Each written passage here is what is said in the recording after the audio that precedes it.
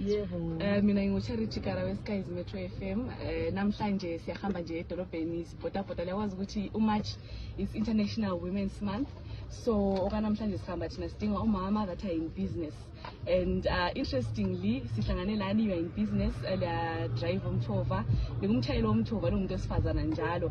So besifuna ukwazi ukuthi how do you find this business and la kuqalisa njani khonokho ukuthi litshayele umthova. Siyakwazi ukuthi also i-business kumbe ngathi industry egcwele abantu besilisa lina likwenza njani khonokho, lingazi introduce kubalaleli emakhaya libe selisiqalisela nje ijourney yenu, uhambo lwenu yokuqalisela business le.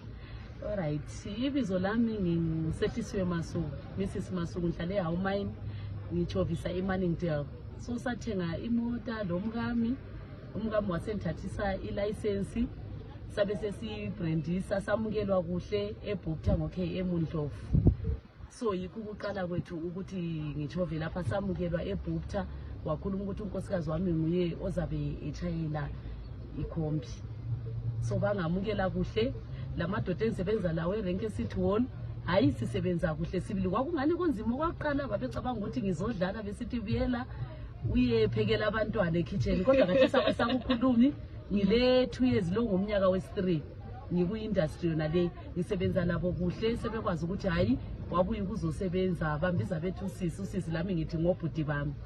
Inkuthazo bani elingayinika abantu besifazana namhlanje, mhlawumbe umuntu usendlini ucabanga ukuthi angilanto yokwenza, inkuthazo bani elingabanika yona even with trying ama-male dominated industries njenge-industry yena leyo eye-transport? Ngithi bangazikhangeleli phansi omama. Nxa obaba bebafuna ukuthi bathatha ama-license, labo belesifiso abahambe bayethatha ama-license, bangene emgwaqweni basebenze, bangazikhangeleli phansi. Umsebenzi wokuziphilisa uyasincedisa, uncedisa umkethu, labo bevukela emsebenzini, lathi sivukela, lathi sibuya lokuncane endlini. Siyabonga.